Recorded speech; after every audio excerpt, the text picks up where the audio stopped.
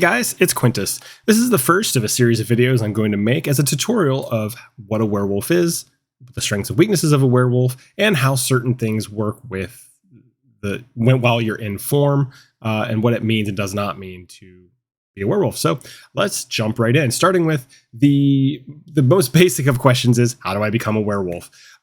This is pretty simple. You can find guides everywhere for this, but I'll go over it real quick anyway.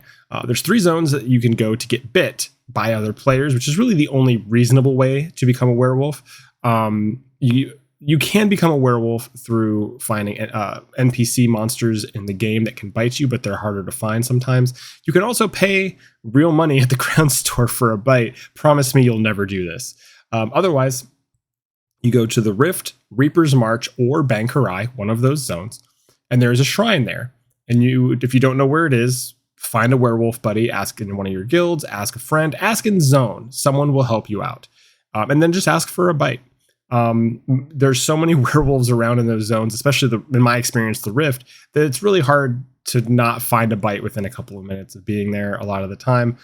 Never pay for a bite with like gold if someone's charging for it. Usually you can find somebody that will bite you. You can also try the zone chat in some of the capital cities and stuff like that. Just find someone, they'll come, they'll bite you. So what happens after they bite you? Well, whenever you're at that shrine, you're going to see a quest marker pop up. You're going to click on that quest marker. It's going to open up a portal. You're going to go through that portal, and then you're going to do a quest. Not going to go into the quest at all. Again, you can look that up online, but it's pretty straightforward anyway. Once you complete that quest, during that quest, you're going to be a werewolf. You're going to get knocked out of werewolf form once you complete that quest. This is one of my bigger pieces of advice especially if you're brand new to werewolf.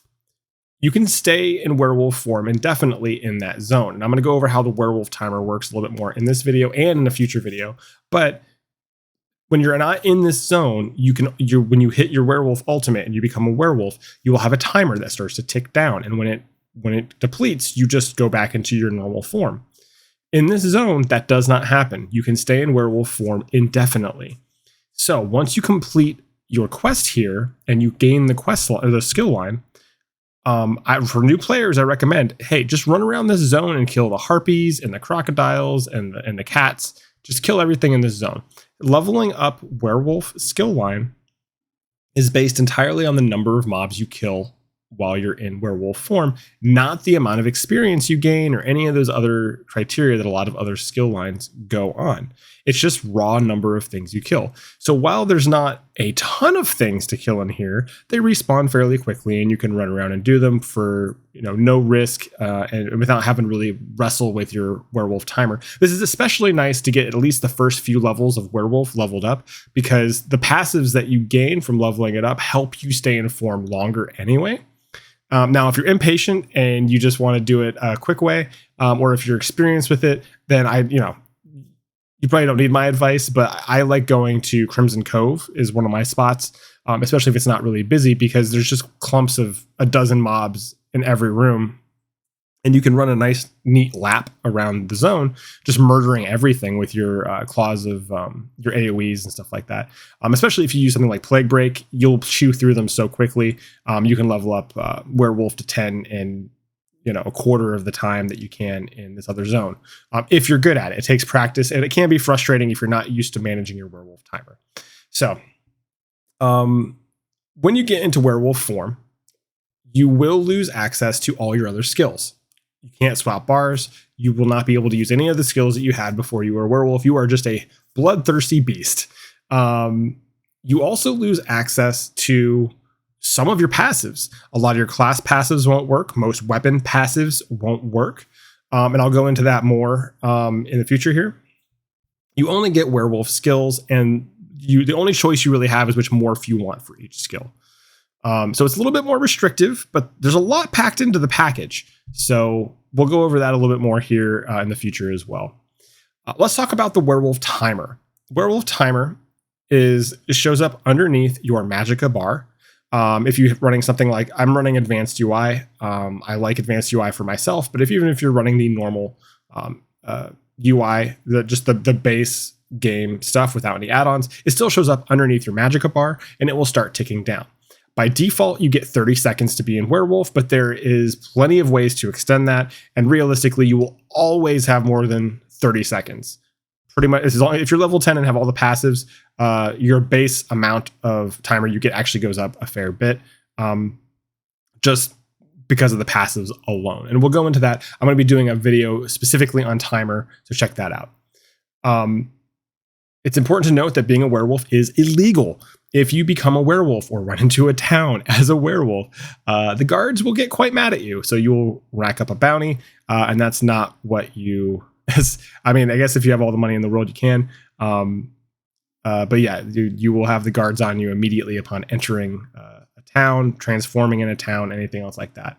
Funnily enough, none of the guards or NPCs in, say, Cyrodiil or Imperial City seem to give a crap. They don't care at all that you're a werewolf. So they're a lot more tolerant. Those are my people. That's why I stay in the PvP zones. So what is your role as a werewolf? Because you only have the one skill line, you are, like I said before, a little bit more limited. In PvE, again, I'm a PvP player, but in PvE, generally, because werewolves are pretty self-sufficient, they have a good heal. Not as good as something like a Magplar or something like that. They have a good heal, though. You can keep yourself alive in a lot of situations. They're durable, they do decent damage, they have decent mobility. So where I have found I like them a lot is in overland stuff. So if you're doing like world bosses, you're doing questing, they're really good for that, especially when you have a lot of things to eat. And they're pretty good at damage in DPS and trials. That said, they aren't as good as some other classes are, but they're also not bad, especially since they are a little bit more simple to play. Their role in PvP is, again, damage. They're really good at soloing and small gang fighting in PvP. They start to fall off a little bit when it comes to large groups because you don't really have any big AoEs that you can do. In a group scenario, your focus shifts a little bit most of the time from damage to support. We still do decent damage, but we're not out there doing the damage that a lot of the ball groups need. So we become a support role with our debuffs that we can apply to our enemies with almost no effort and are quite useful to group scenarios depending on the composition. So to summarize, what are werewolves good at? Why should you play a werewolf, and what can you expect while you're in a werewolf?